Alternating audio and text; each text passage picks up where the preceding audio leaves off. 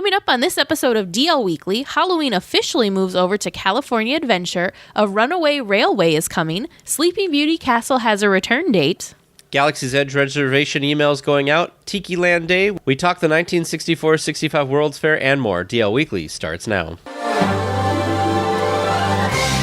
Welcome to DL Weekly, a podcast about Walt's original Magic Kingdom, Disneyland. We cover the latest news and information from the resort, test our skills at trivia, and have a discussion about the parks every week. We invite you to send in your feedback and stories. Our contact information can be found at dlweekly.net. Now sit back, keep your hands and arms inside the podcast, and enjoy this week's show.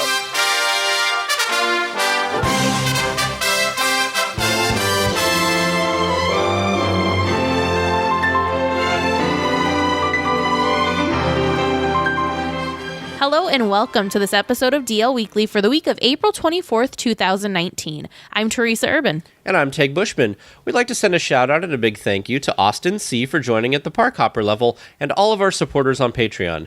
This support helps make DL Weekly possible. Our patrons get some pretty nice perks like access to our Discord chat, live shows, some DL Weekly swag, and more. If you'd like to learn more, head on over to dlweekly.net/support. Also, just wanted to send out a reminder that this coming Sunday, we are going to have a live stream for our cast member and above level. So it's kind of like almost like a Google Hangout type thing. It's a lot of fun. The other thing too is we will be having a public live stream this Sunday as well. More details to come on our Instagram, Facebook, and Twitter pages for the times on that. Well, if you're going to the park soon and want to be wearing some DL Weekly swag, head on over to dlweekly.net/store to pick some up.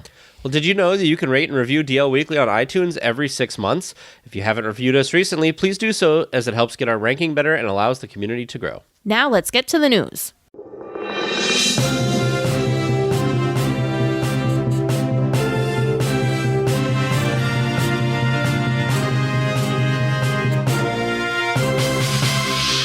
This Halloween season, guests will be able to enjoy an all-new event, the Oogie Boogie Bash. This party will be hosted in California Adventure and will have multiple new and spooky experiences for you to enjoy. Events include a Descendants-inspired dance party, a Disney Villains walkthrough experience, a stage show with Mickey, and a new World of Color spectacular, Villainous. Halloween time will be celebrated at the resort from September 6th through October 31st. I am so excited about this, and the big highlight of this for me is the Villainous World of Color Spectacular. That just Well, awesome. They were supposed to have this launch this last year, and I think that, the whole idea of moving the Halloween party actually was supposed to happen this last year too, until World of Color broke. Still have no idea what happened there. But so this next year, they're going to be having all these different things. I think it's good that they're going to have it over in California Adventure. I think they've done a really great job with the theming over there the last couple of years. So between Cars Land and Buena Vista Street and now the World of Color, I think it's going to be really nice. I'm excited to see what they kind of do over there. Although I do still hope that they do some type of Halloween decorations in Disneyland. I think they still will. Yeah. I think they will. I think it'll be interesting to me if this is a permanent change or if this is just because of Galaxy's Edge. It's going to move to California Adventure just maybe for the next few years. Well, I could see it both ways, though. But the good thing is if it does stay over in California Adventure, that means that Disneyland will remain open later on those Halloween party nights. That's because you wouldn't have to close it down for the party. I feel like the other thing, too, with it being in California Adventure, it just feels like a bigger park to me. So I feel like you would be able to have more people that could come and enjoy the show. Plus, there's just more space for them to be able to do these things. Like, I'm really excited about the Disney Villains walkthrough experience. They're going to have that over at the trail area that's over by Grizzly River Run. Challenge Trail? Yes. Yeah. So they don't really have much details as to what it is, but this is definitely something new that they didn't have over at Disneyland. Of course, they are going to be doing the trick-or-treat stops and all the different treat stations around the parks too. So I like that it's in a bigger area because they're able to expand it. So yeah, and I think it's kind of fun that I feel like Jack Skellington was our host over in Disneyland. And now it's going to be Oogie Boogie's Bash over on the other side. The one thing that I am sad about is that the Haunted Mansion holiday is now in the opposite park of where the Halloween party is taking place. So that's kind of a bummer, but I'm sure they'll make do. Yeah, but you can still. I mean, they're not getting rid of the Haunted Mansion holidays. So you No, can of still course get on not. it. Of course not. But say you only got tickets for the party. Oh, yeah. Then okay. you couldn't go over to Disneyland and experience it if you only bought the tickets. So you couldn't pull an Alex and just get on the same thing like Exactly. a jillion times? The other thing, too, is I hope that the Dapper Dans will be maybe shifting. Cadaver Dans? Yes, excuse me, the Cadaver Dans. I hope maybe they will be shifting from their normal place. They're usually, I don't think they've ever been in California Adventure. So hopefully they'll come out of their Disneyland comfort zone and do some performances over in DCA. Isn't there some type of like a cappella group that's on Buena Vista Street? Not an a cappella group. It's like the only thing that I can think of is the like kind of jazz band that plays Okay. in Buena Vista Street with Well, maybe we'll have a some female new lead thing singer. with that. But it could, yeah, I'm sure it'll be stellar still. Guests with hotel accommodations for the Disney Resort hotels have started to get email notifications about their Galaxy's Edge reservations. The reservations are for 4-hour blocks and are randomly assigned by Disney. Each registered guest is given the same reservation time slot. If you're not staying at a Disneyland Resort hotel, details will be released on May 2nd at 8 a.m. Pacific on how the system will work for that, with reservations opening at 10 a.m. that same day. Ooh, that doesn't give you a lot of time to figure it out. You got a 2-hour window. Right. If you are not staying at one of the hotel or resort hotels and you're just general public and you're planning your trip, you have a 2-hour window to figure out how you're supposed to do it, and then boom, it's open. So Yeah. good luck to you guys. Yeah. One thing that kind of bugged me was earlier in the week they had a video release that was like, oh, here's information on how to get reservations for Galaxy's Edge. And I excitedly went and watched it thinking, oh, cool, I wanted to see how this system was going to work. And basically they said, book a Disneyland hotel. And then we'll give you more information at a later date. So it's like, I don't know. For one of the few times that like I feel like they're so blatant about it, I felt like it was kind of like a weird cash grab. Like oh, we're to make sure if you want to get it, you got to book a room. Well, I mean, in all honesty, that's true because those are the only people that for sure will be getting into Galaxy's Edge, whereas the people that aren't staying there, and I feel like it's, I don't know, I'm guessing, I don't know this for sure, maybe going to be like a lottery system, or like if you're not staying at a resort, you're not guaranteed that you'll be able to experience the land during that visit. So in a sense, they're right. Does it kind of stink that you have to pay a bit more to stay at one of the resort hotels? Yes, but you got to decide how worth it is to you to be one of the first through the gates. Well, how do you feel about this, random assignment? So let's say you have a Disneyland, you stay at the Grand Californian, let's say, and you've got 4 days booked. That sometime in that 4 days, they're just going to give you this 4-hour period. Like, you don't have a choice. It's just going to be sometime in there. Yeah, but I kind of think that the people that are doing it this way are probably booking their vacation because of Galaxy's Edge. So they will book the rest of their park days and organize the rest of their schedule around Galaxy, when they can get into Galaxy's Edge. Just the fact that they're able to for sure get in is got to be a weight lifted off their shoulders. Sure. Versus the other people that are just kind of fingers crossed, maybe sometime. That was the other thing too. I was a little iffy on not being able to choose your own time because say, you'd prefer morning versus afternoon, yeah, or whatever. That to me, I wish that there would have been some sort of way that you could at least maybe say what your preference is. But then again, on the flip side of that, think of it from Disney's angle. How on earth would you, that seems very complicated to get all of these requests and then have to try and schedule everyone accordingly. So I get that this is the easier way to go. Yeah.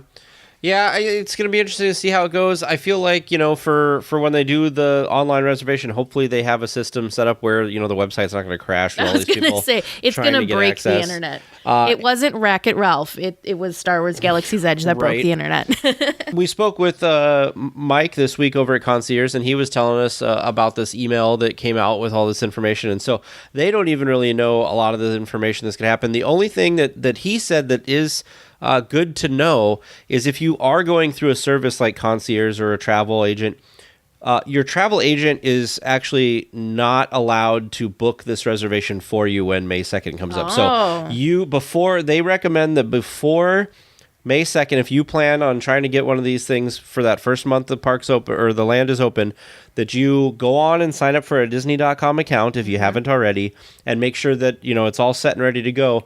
Then when May 2nd comes, you can book it yourself because your agents and stuff are actually forbidden from doing that. They are not allowed to do it.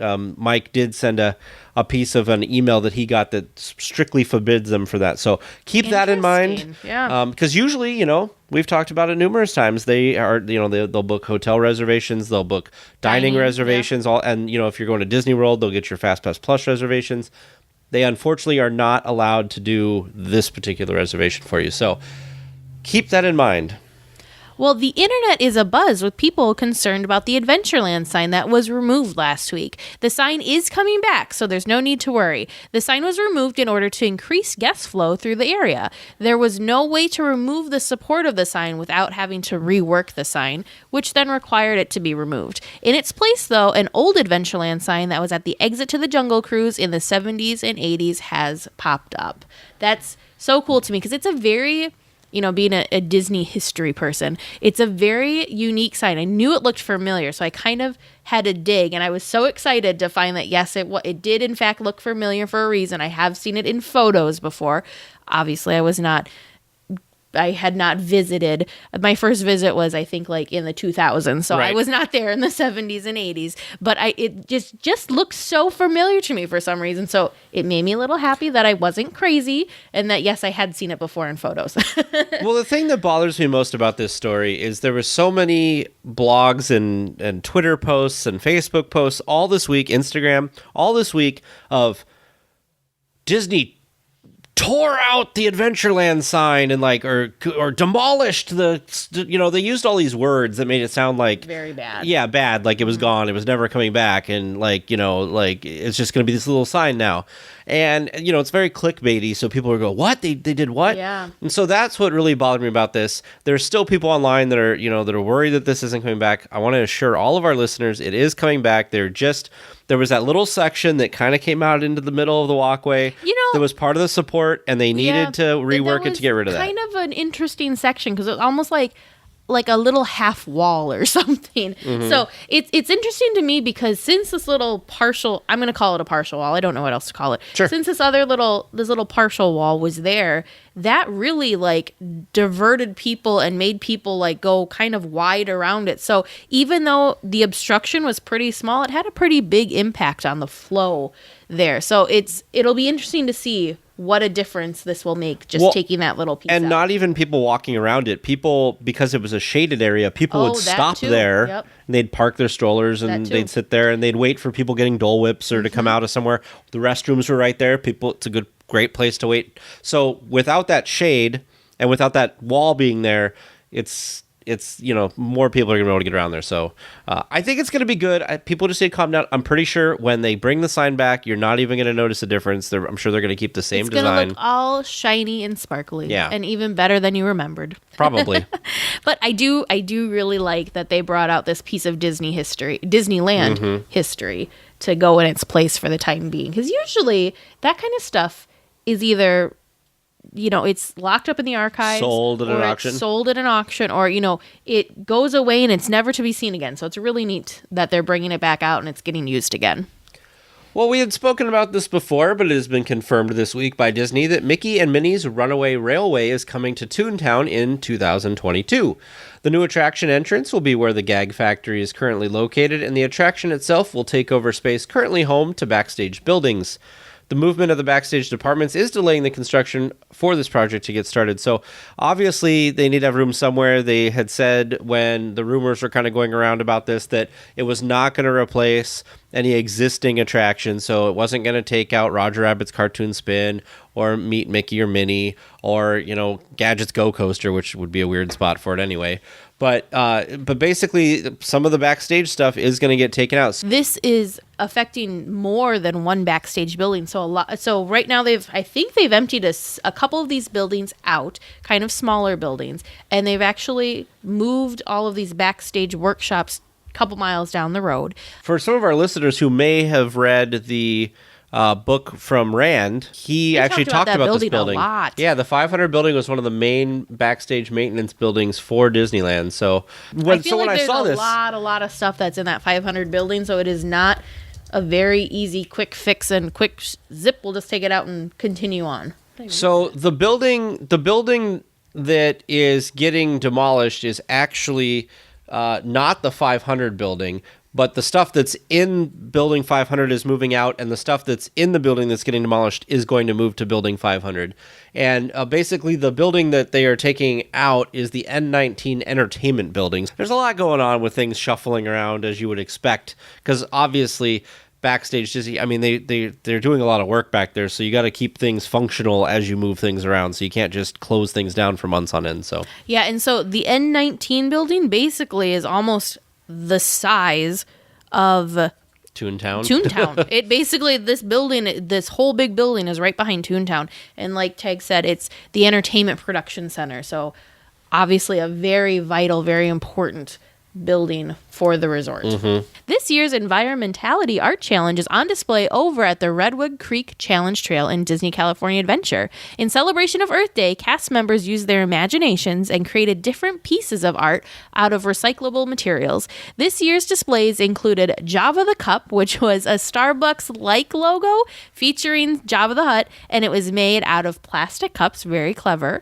There was a Swiss Family Robinson's treehouse, which was made mostly out of like wine corks, and a Saving Nemo, which was a very simple piece, but I think it was very effective. It showed a very frightened Dory and Marlin surrounded by plastic waste in the ocean. that is a cute one. They look, okay, I shouldn't say frightened. They look terrified. They do look terrified. They look like these bottles are going to be the end of them. And I think that's kind of the point, right, from the artist is, you know, to cut down on plastics and recyclables and stuff. I do like the Java the Cup. Yes. Starbucks logo with Java the Hutt in the middle of it. There was a rocket ship game that was made out of some neat. stuff. There was a rocket. It looked like the claw, and so of course the little green men were in there. I couldn't tell what all they used though. It seems like they used a lot of different types of recycled materials to create that one, but very clever. Very, very clever. So it's so cool to see artwork and stuff done by the cast members for, you know, to support things with Earth Day and stuff. I felt like yesterday for Earth Day, we're recording this on a Tuesday, Monday was Earth Day, and I feel like yesterday it was like everything online everywhere was Earth Day, so I got like so Earth Day overloaded. Also, I know she'll probably never listen to this, but my sister-in-law and brother-in-law, their wedding anniversary is Earth Day, so happy wedding anniversary to you guys while we're happy to be talking about it. Well, later this week, the Pop-Up Disney A Mickey Celebration will open. Tickets are $30 for weekdays and $38 on weekends. If you want to get your reservation, check out the link in our show notes at dlweekly.net. For me, this is still just a little bit too steep of a ticket price for me. I know a lot of people are going to love this, and I'm sure it's going to be packed. All sorts of awesome Instagram type photos will be taken in here, but just it's a little too steep for me. Yeah. I'm interested to see people online go to it and get and see what's inside and get like pictures and everything. Like, I'm interested to see it through other people. I don't need to see it. I'm not a huge take a bunch of picture Instagram person anyway. So, but I think it's really cute, and I think there's going to be families that like it. I just don't know. I don't know. $30 seems a bit much. It would be something fun to do if you don't have, say you're there a day earlier, a day after your park visit time. So maybe you only had we'll say a 3-day park ticket, and you're there for 4 days. So this would be something interesting and fun family-wise to do in downtown Disney. So I do get the appeal there, just not my personal cup of tea. So if anybody does go to it, please let us know what you think and if you thought it was worth the ticket price to get in. Yeah. Well, Ramon's Serve Ice is now open for business. The new slushy stand is located over in Carsland at Ramon's House of Body Art. Take your pick from 4 new slush drinks. We've got the World Grand Freeze, which combines grape, cherry, and mellow yellow slush and is topped with Nerds. Red's 4-Alarm Fire is cherry flavored with some blue raspberry, lime, and mellow yellow slush topped with passion fruit popping pearls. The Groovy Glacier mixes mellow yellow, cherry, blue raspberry, lime, and some rainbow swirl glitter along with strawberry popping pearls. And the Dinoco Blue is blue raspberry topped with a little lime, mellow yellow, and even dinosaur gummies. So I love this description. I love some rainbow swirl glitter because that's what a fun way to say it. But that one these are all beautiful slushies. They are layered, very pretty, very photo-worthy slushies. What flavor combinations on these? But one of these, I think it was the Groovy Glacier mix, looks so messy. Well, the Groovy Glacier slushie looks like really cool. It's got like all the different layers. Yeah. And then the popping pearls. And then it's got like this like confetti colored like. I think that's the Rainbow Swirl glitter. Wow. But yeah, so I think the Rainbow Swirl glitter basically looks like colored sugar crystals to me. So it's kind of, I don't know. I think it's fun. They look different than the ones that you can get over at Bing Bongs. So it's not the same type of slushie, just in a different cup and in a different part of DCA. They look different. I do like that Ramones is finally getting something to it, because Ramones, I feel like, has always been a building. The backside, there is that shop in the backside, but I feel like Ramones itself was just kind of a facade. So I like that it's got some functionality now. So yeah, so even though this is, Ramones, it's not actually on the corner where his body art shop is. It's not over by Flo's Cafe. It's actually on the back side of the building, closer to the start of the queue for Radiator Race. I can't even say Radiator Springs Raceway.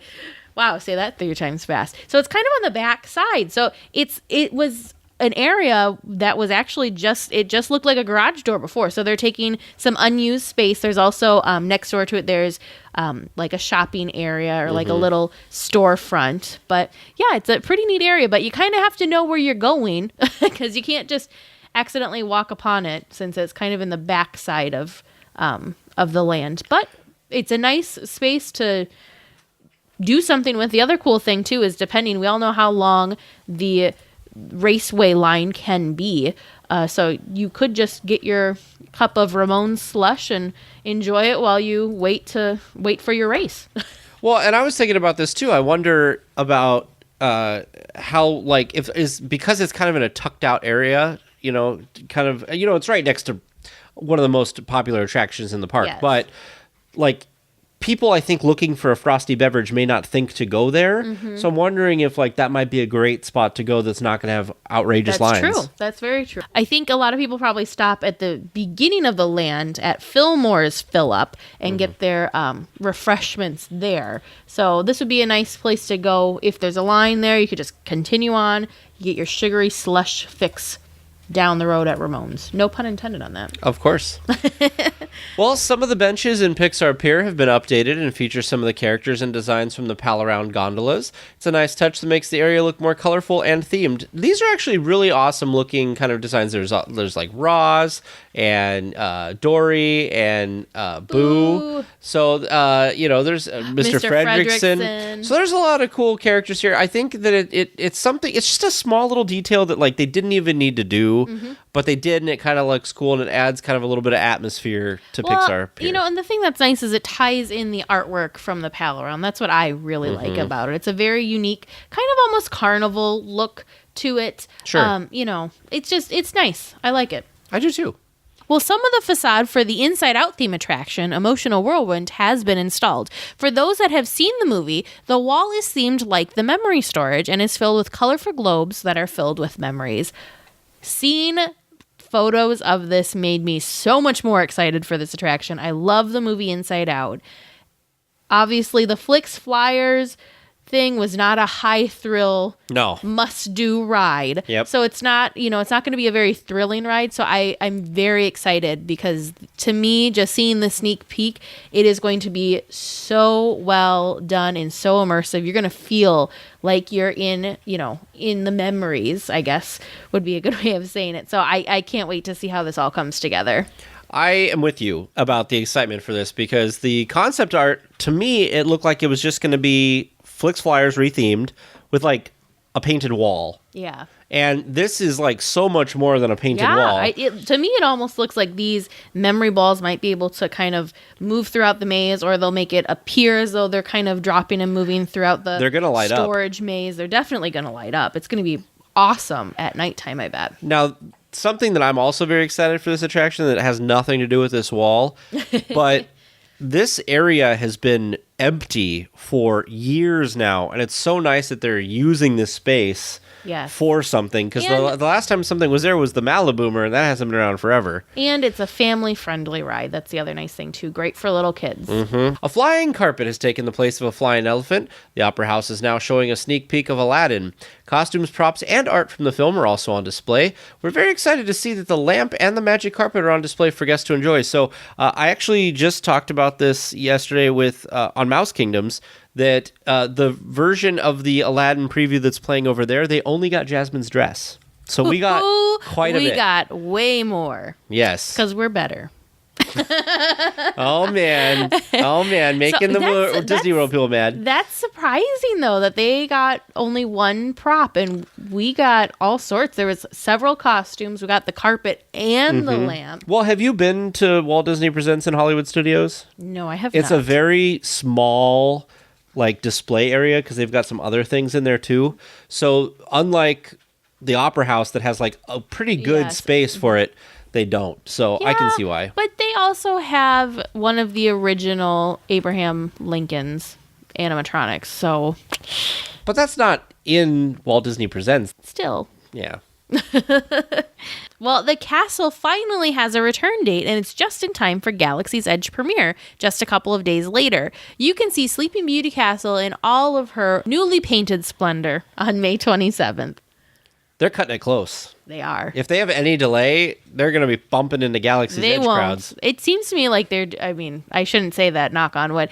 Even with all of the bad weather and winds that they had encountered, it seems like they're getting a lot of work done, and a lot of progress is being made. So I'm excited. I feel like they'll be on time.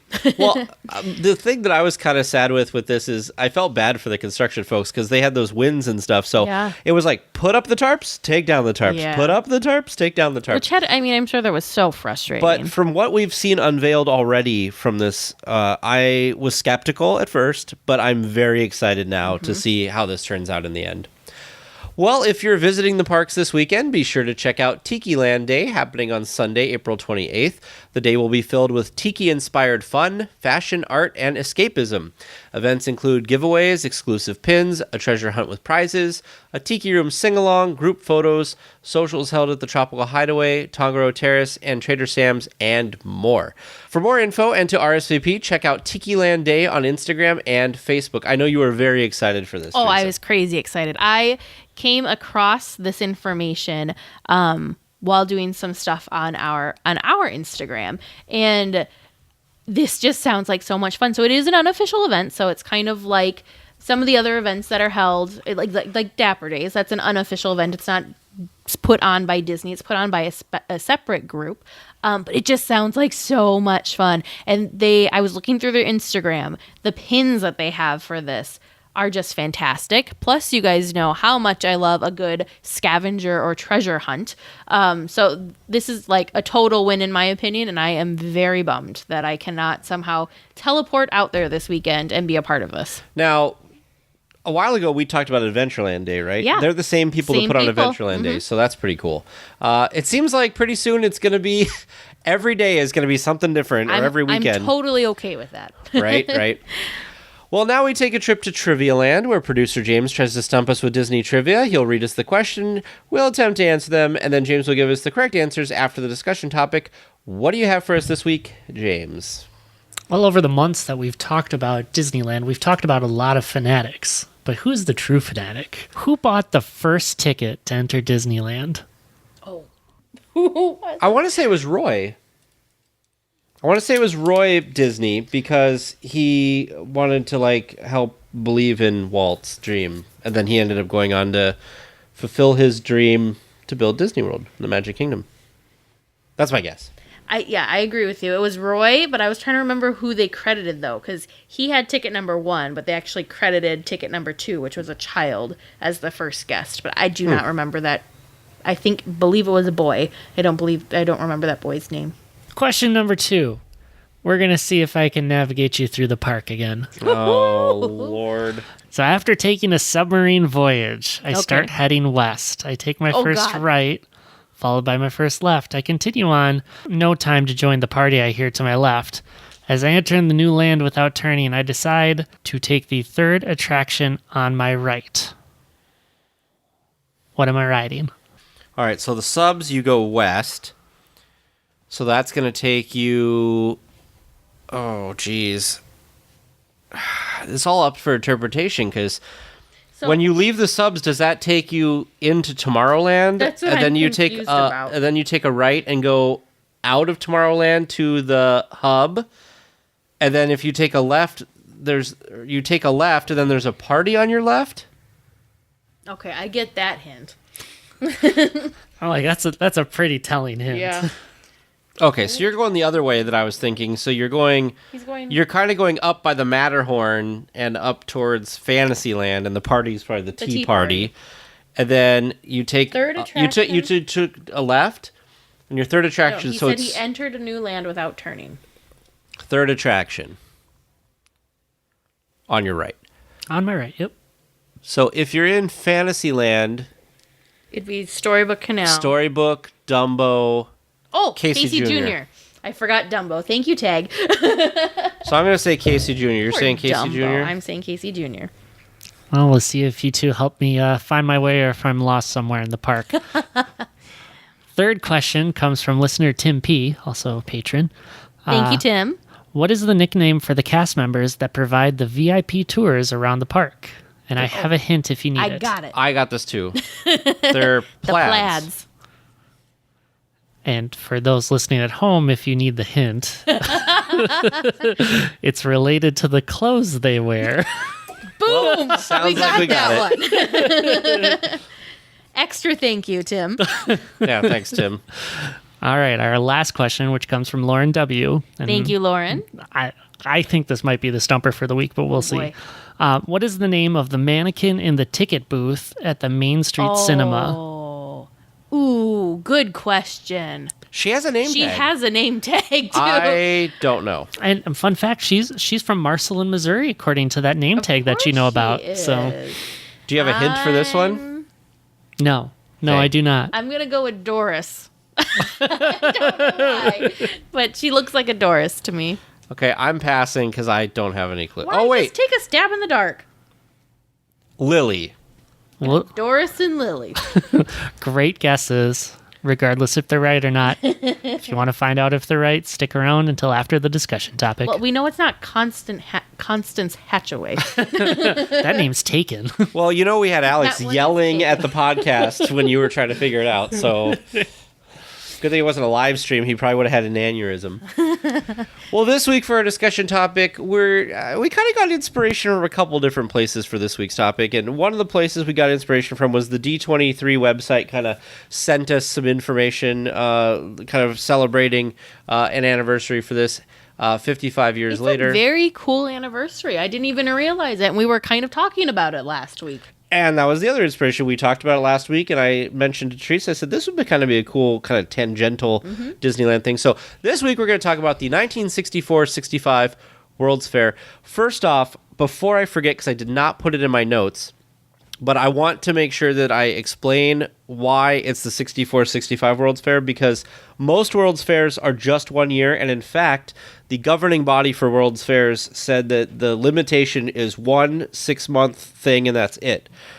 Because of a lot of weird history with this, they did 2 years, which we'll get to, and basically, so that's why it's the 64-65 World's Fair. Which is crazy to me. So we'll get into this more later, but this, I told Tag, I said, I wish that there was some way that we could travel back in time because I would have loved to experience it.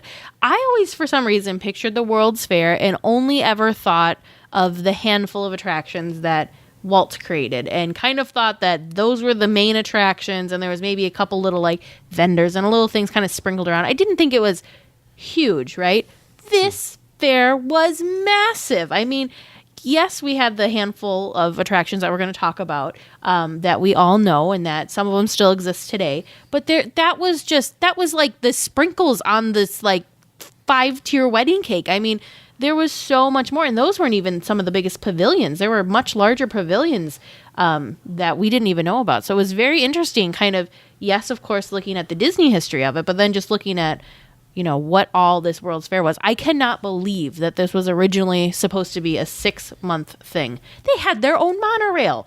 Do you want to know, you want something to blow your mind even more? You mean, let me pick up the pieces of my mind first. We'll reattach and then you can... This was the second largest World's Fair in America. Wow. To give some scope to what Teresa said about how large it is, there was over 140 pavilions, 110 restaurants, and 80 nations hosted by 37 nations, but there were 80 represented. Yep, 80 represented. 24 U.S. states, including Wisconsin, whoop whoop, and over 45 corporations. The thing that I think the 45 corporations is also astonishing to me, because think about if we were to do this today, how would this look today? I don't think we would have the same number of nations. That's a lot of nations. Mm-hmm. Yes, we would definitely have 110 restaurants and maybe 140 pavilions. But the fact that 45 corporations also pitched in on this too, and it was, yes, it was some advertising, but it was also just, something to do and something to put together. I don't think that General Motors or Ford sold more cars because they had a pavilion at the World's Fair. I think this is just something that they wanted to be a part of. So very, very cool. But it covered 646 acres. So not only did we have all these pavilions, restaurants, and all those things, there were also different pools, fountains. There was an amusement park. There was a lake. Massive, just massive. It probably makes Disneyland look just like a tiny little, county fair in comparison. Right. Well, and the reason we talk about this, speaking of Disney, the reason we talk about this, I know it seems like we're talking about something that's totally not Disney related, but there was so many things in Disneyland now that are from this. And of course, the biggest thing that came out of this was Walt Disney used the World's Fair to design and perfect the audio animatronics. So that was like a big deal. And of course, that's where we got, Abraham Lincoln. Mm-hmm. That's where we got the tiki room. Mm-hmm. So there was a lot of these things that kind of came out of here. Now, we talked about the fact that it's 2 years. So here's some interesting stats for you and see how cheap things were back in the day. So it ran for 2 6-month seasons. So generally they can only do 1 6-month season, but they did 2. From April 22nd to October 18th, 1964, and from April 21st to October 17th, 1965. Admission price for adults was $2, equivalent to $16.16 in 2018. Wow. And $2.50 in 1965, and $1 for children both years. So not a bad deal for getting all this kind of stuff that's in there. Could you imagine, even when they hiked the price, it was still less than $20, equivalent to 2018 prices. It was still less than $20 to get in to be able to experience these things. Just mind-blowing. Yeah, definitely. So there was 4 shows and attractions that were at the fair that Disney created. What's one of them that we should know? The first one we're just going to talk about a little bit since we did a kind of a deeper look at it last week. But It's a Small World, which was presented by Pepsi Cola. And as you guys know, it was a salute to UNICEF and all of the world's children.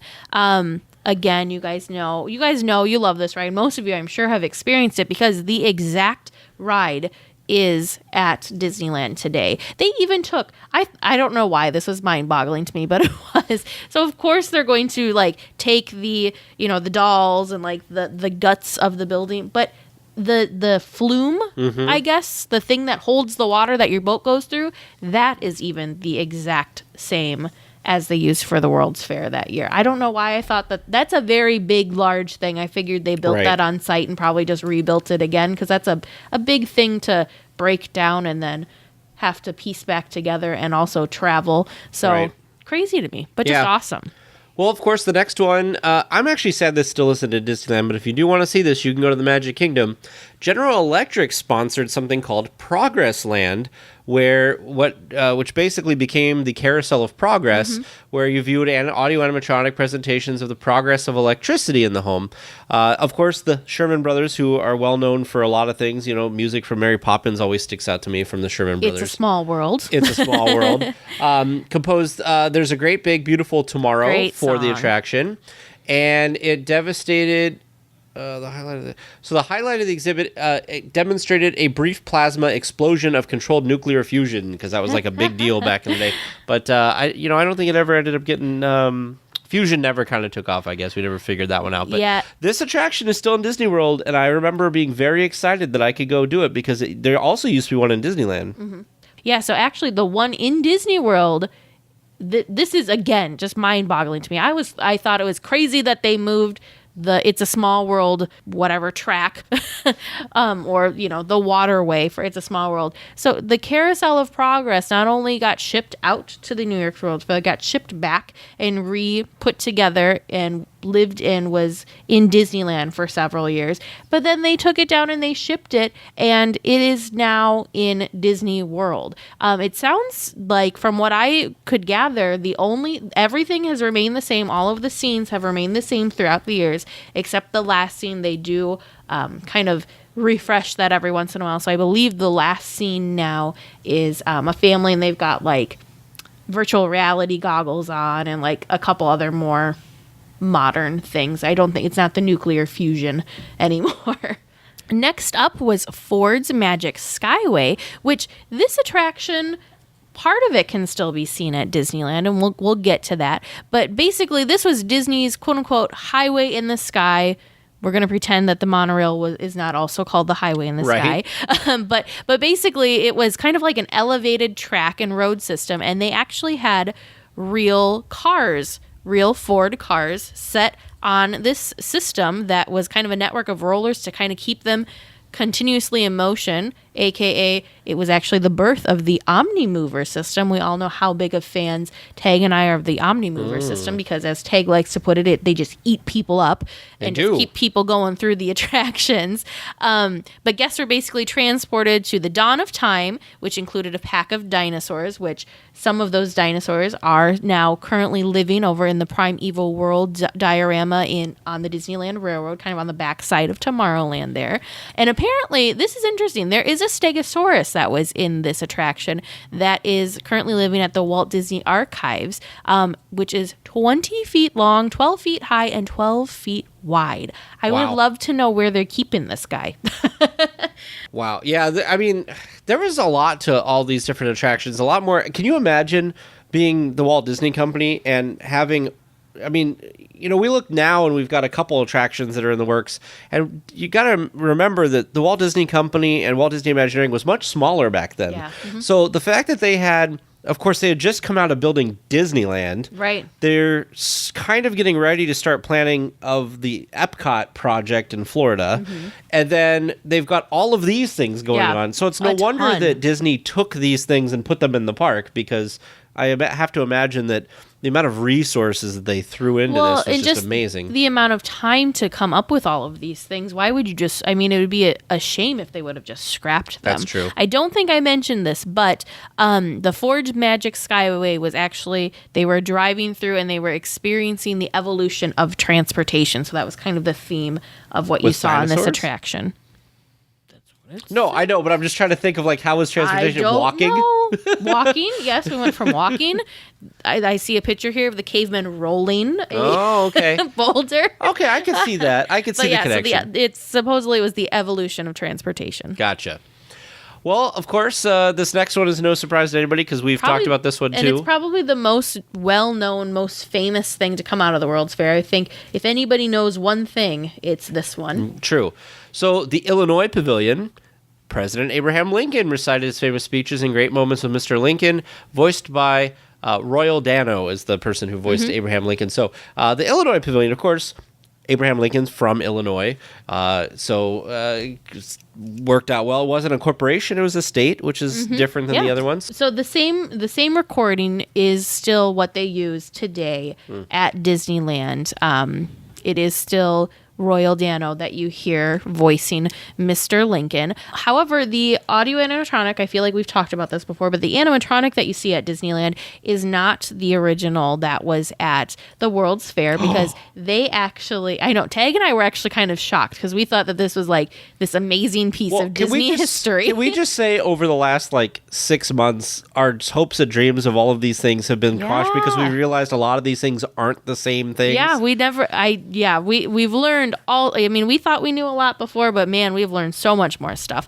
Good and bad, or good and shocking, not really bad. But anyway, so during its second season. The attraction was so popular, they actually created one to have in Disneyland. So the Disneyland Lincoln was also performing while the Lincoln at the World's Fair was still performing. So there was two going at the same time. There were two at the same time. But if you have ever visited One Man's Dream at Disney Hollywood Studio, you can see one of the original Lincoln figures, and you can also see its programming board up close on display there. So that's pretty cool if you ever make it out to Walt Disney World. Mm-hmm.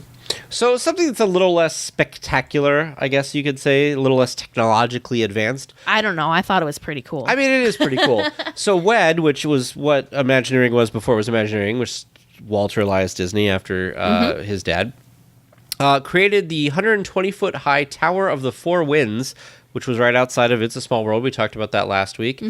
Costume versions of characters roamed around the fairgrounds and interacted with guests. So you got to see people like Mickey and Minnie and stuff around the grounds, which is pretty cool. And then after the fair, there was some discussion of the Disney company retaining the exhibits on site and converting Flushing Meadows Park, which is where the World's Fair was, into an East Coast version of Disneyland. Of course, we know now they didn't do this. Instead, they relocated the exhibits to Disneyland in Anaheim and replicated them at other Disney theme parks. Walt Disney World ended up being the East Coast Disneyland, basically. It was really interesting to me while doing this research because I knew that Disney took on a lot of these projects to, kind of test some of his theories and have some of these things funded that he could try and see if they worked. And then also, obviously, create these things and bring them back to his parks. But I never realized that the other reason that he got so involved was he was trying to, because this was basically on the other side of the country from where Disneyland is. So the people on, that were going to be visiting the World's Fair on the other side there over in New York, maybe never had even visited Walt's Disneyland and hadn't experienced that yet. So this was something that he also got involved to see how people on the East Coast liked his stuff and to see if he should maybe think about opening a second location on the East Coast. I did not know that until doing research for this. So very interesting. Definitely a business-minded person, that Walt. I told you though, man, the World's Fair, we hear about the World's Fair, or at least I had heard about the World's Fair and Walt Disney, tons of times in various things. But with doing research for this episode, I did not realize the scope of everything. Yeah, I honestly, from everything that I thought that he was kind of the puppeteer and he kind of had a hand in the entire World's Fair, and no, not the case at all. I never did I know how massive the World's Fair was, and it makes me sad that I couldn't have experienced it for myself. Yeah. Teresa wanted to get in a time machine somehow and go back. I will say, if you do want to visit the land on which the World's Fair was in the 1964-65, you can go to Flushing Meadows. It's still there. For anybody who has seen the Men in Black, the first Men in Black movie, the finale of that movie is in that park. I'm sure people can remember that scene. I won't spoil it for anybody. I mean, it's not really a spoiler this many years later, but if you want to see that, you can go check it out there. A lot of the things got torn down. One thing that Teresa and I were excited to find out today, although producer James told me he had told me this before, was from the Wisconsin Pavilion, there's actually still a building that was actually relocated to Wisconsin from the New York World's Fair that is not too far from us. So we might actually go to it. It's like an hour and a half away from us, you guys. How did we not? I mean, I'm kind of ashamed that we didn't know this. Yeah. Well, and I'll tell you another thing. So we should go visit it and talk about it on the show. And then also, we talked about this before, but it jogged my memory this time, is we also need to go to Circus World and talk about some of the Disney stuff. Because I know... Especially now that Dumbo was doing a lot of stuff with Circus World. Did you say you had annual passes to Circus World? I do have an annual pass to Circus So for you, World. It's going to be super easy to go. I think annual passes are like $30 or something. Oh, okay. It's not on the same level as a Disneyland annual pass. Oh, no, of course not. But yeah, so we did, and just if you guys were curious as to what the Wisconsin Pavilion showcased at the World's Fair, we were very disappointed. It was located next to a beer garden, and it showcased the world's largest cheese or something like that. Of course, Wisconsin, known for cheese. Well, and didn't you beer. say that there was something about like a large cow too? And you were like, of Oh yeah, course. there was some sort of like large talking cow. Yeah, you're like, of course it's cheese and beer. Thanks, Wisconsin. Yes. For those of you who don't know, So- Wisconsin is known for cheese and beer and cows. Talking cows, apparently. Which, this is totally random, but every time I see a license plate from Wisconsin, I always read it. It says on the license plate, America's Dairyland, but I am so Disneyland brainwashed that every time I glance at it, I always think it says America's Disneyland. If only that were true. Yes, if only. If only. If only. Well, is anybody listening? I feel like you'd be pretty old if you're listening and we're this, but did you go to the 1964 Did you 65 maybe World's have Fair? relatives that went and have Yeah. stories that you had heard that were passed down from the World's Fair? Or, I don't know, maybe souvenirs or photographs from their visit to the that'd be World's Fair. cool. That would be amazing. Or like family pictures of like when your grandparents were there or something? Yeah. Oh, that's so exciting now. I'm hoping we get something. Well, if you do, we would love it if you would share them and either send us an email or send through any of our social medias. Let us know. Tell us about what you know about the World's Fair. Like I said, we kind of got into it because we were interested in just the Disney attractions, but then it just Snowballed. it just kept going. We just went down this white rabbit hole and just found out so much more information, and it was just very, very cool. Well, hopefully you guys enjoyed it too, because there's we have some links in our show notes to some articles. There's a D23 article. The D23 article is fantastic. Yeah, it there's has really pictures. great photos. Yeah. So we'll link some of that stuff in the show notes if you guys are interested in visually seeing this. I'll also link, it was hard to find one, but I finally did. I'll also link, or I'll put it in the show notes, there's a map that kind of shows you how large Yes, everything was. Yes. So.